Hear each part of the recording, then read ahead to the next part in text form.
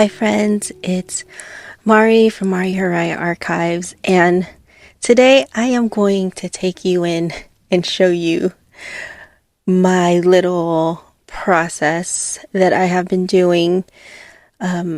This has kind of helped me curve my spending when it comes to my sticker buying.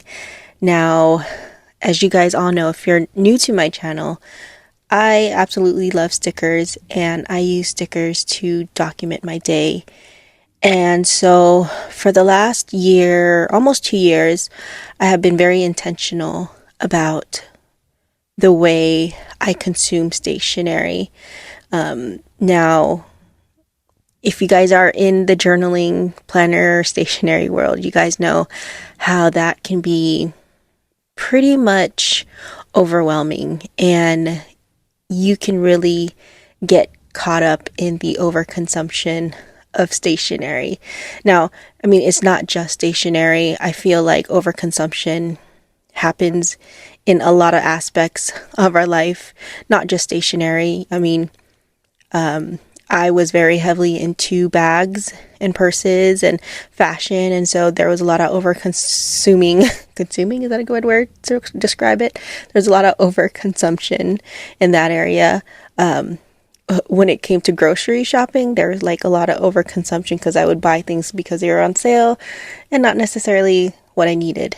And so I feel like when it comes to the things that we bring into our lives, like stationery and anything, there's always overconsumption. And I soon realized that that's something that I, myself, can never change, is that it will be present in all aspects of our life, whether we want to see it or not. Because I feel like, depending on your priorities, you can be blind to overconsumption in some areas of our lives. Some things that we tend to overlook, and some things that we're trying to check ourselves. And in my case, stationery. And stationery is something that I love doing. I love the planners, the notebooks, the papers, the pens. And I soon realized when, I decided to do this hobby, not for just stationery, but obviously something that has helped me emotionally, help me, process feelings and thoughts. There's one thing that I had to tackle, and that was my overconsumption of stationery, more particularly in stickers and washi tape and things that I wasn't utilizing as fast as I would like. And so I would continue purchasing said items, but I wasn't really using it. And so for the last year and a half, almost 2 years, I've been really trying to find a system for myself to help me with that. And that's when I decided to start sticker journaling to document. And it has been such a game changer for me. And one of the things that I like to do is organize my stickers. Now, I had mentioned before that when it comes to purchasing stationery, I like to limit it to at least 1 or 2 times a year, and then that's pretty much it. And this process has kind of helped me with FOMO, or the fear of missing out, and it has helped me kind of be a little bit more intentional when it comes to purchasing the stationery that I love. And so implementing this 1 or 2 times by a year has helped me do that. And so what I do is that I pick a day. Usually it coincides with Hobonichi Day, which is, I know people dub it as like planner season, because that's when Hobonichi releases it. But we're not all on Hobonichi time, especially if you're not using Hobonichi. But I just pick 1 month in the year and say, okay, this is the time that I'm going to place purchases for stationery. And I've been saving up all year, and I have a budget for myself. And this kind of allows me to kind of utilize what I have before that buy comes. And when that purchase time does come, I have a little bit more clarity on the stationery that I needed to do buy. Like, so I've been using a lot of my stickers, not so much washi, and I've been really enjoying my pens and stamps. And so for my 2026 stationery buy, I prioritized more stickers. I prioritized a few pens, a few stamps, but I told myself I didn't need any new notebooks. I didn't need any new planners. I didn't need any new like washi tape, like just the design washi, not the PET tape that's like stickers, because to me that's like stickers for me. And so it has been able to give me more clarity on the things that I need. And so when I came into 2026, I knew exactly what I needed to buy, and I knew how much money I had to buy said items. And so doing this allows me to prioritize, like, do I really need to get this notebook? Because that's taking money away from, let's say, my sticker fund. And so this year I did end up purchasing 2 notebooks. One actually came in by accident because I actually wanted a Hobonichi, and this year it came with the cover, and I wanted a cover. The cover didn't work out, so I did end up keeping the A6, which was fine because now I'm going to be using that. There was a planner that I really, really wanted to try out, and so I went ahead and purchased said planner. But doing this system has allowed me to kind of make those decisions guilt-free and not feel so like, oh my gosh, I can't believe I'm buying another planner. And so that system in itself allows me to be more intentional with my spending. Now, this is the other part of this system, is preparing my items for journaling. If you're like me in any way, I feel like if there's so much effort that I have to get to it, that it most likely will get abandoned. That's the reason why I kind of keep my layout simple. And it also spills into the way that I'm consuming my stationery, and I have to have it organized. Now, I love organization, but I'm also the most chaotic as well. I'm like opposites. It's the weirdest thing. I don't know, maybe that's the Aries in me. But so I tend to like organize my stickers. So here I am. As you can see, in the beginning, I do have sticker release books, and what I like doing is when I say I'm preparing for 2026 journaling, I like to take all that washi tape and all those stickers that I just purchased for 2026, and I like to put them in my sticker books, so when I journal, it's right there. I'm not flipping through so many different sheets of stickers and trying to figure out what I want. It kind of gives me a little bit more clarity when I'm journaling, and, when I document my day, and if I'm, talking about I ate a croissant today, I know exactly where to get that sticker, and that's in my food book. So like you had saw in the beginning of this video, I showed you all of my sticker release books, and I do categorize them in different subjects. And so here I am, I'm just kind of taking all the stickers for people and putting it in the people sticker book. Now, I guess just to kind of break down how I have my categories, I have people, which is, I use those stickers a lot.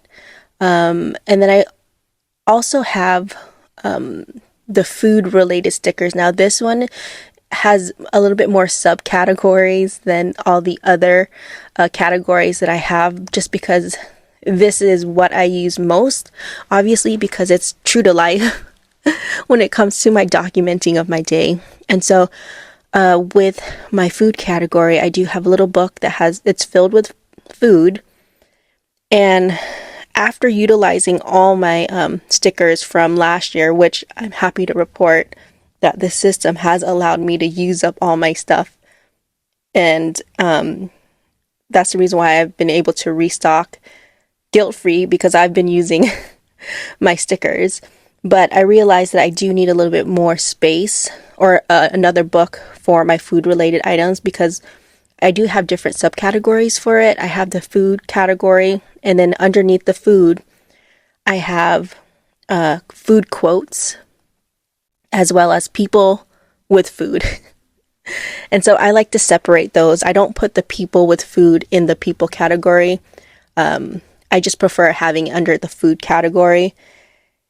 And so I did purchase another sticker release book to kind of help me with that. And so far, I'm loving the extra space, because usually if it doesn't fit in any of my sticker books, I leave it in my little sticker storage until I have space, and then I will refill my sticker books again.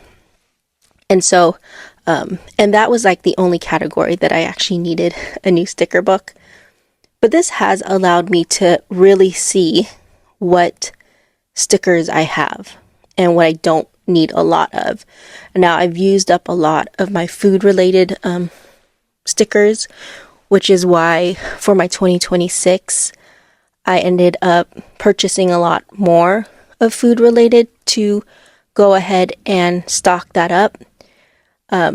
So again, this is the reason why I love doing this system. It gives me a little bit more clarity, and it allows me to be more intentional on the items that I consume and the items that I need to repurchase. So yeah, and here I am, I'm just going through the sticker sheets that I have, and then just putting those stickers in their respective sticker book. And here I'm just putting in the food quotes.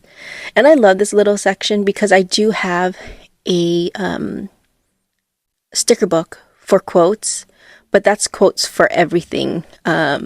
But food quotes, I definitely wanted to make sure, because I do, like I said, use a lot of food related stickers, that I wanted to make sure that it was easier for me to find and locate versus having to sift through lots of quotes and trying to find it.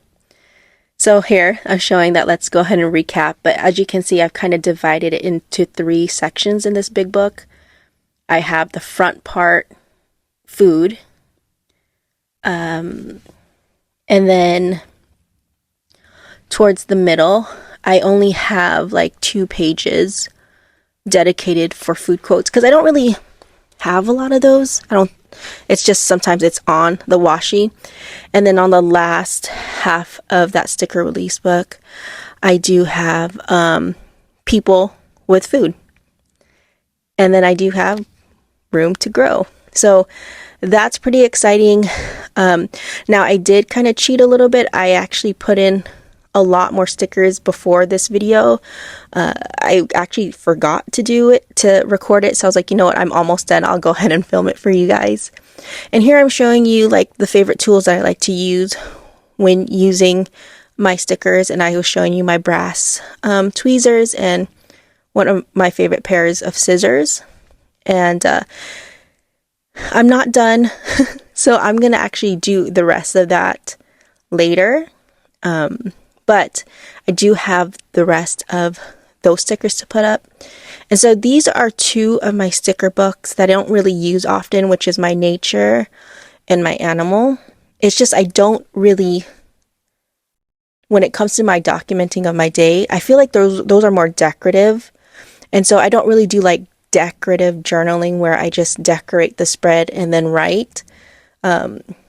When I sticker journal and I document my day, my stickers are specific to what I'm documenting. So there are rare times where, I deal with flowers unless I'm talking about gardening.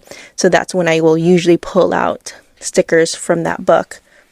So I try not to purchase like floral and nature related stickers, but sometimes a lot of the stickers that I do love using, because they're all mixed, right? In sticker sheets, it's not just one subject. It's not just all food, or it's not just all flowers. Some are, but then you get like a mixed bag of different stickers. And so allowing me to organize these stickers in it and they have its own sticker book, it clicks for me in my brain.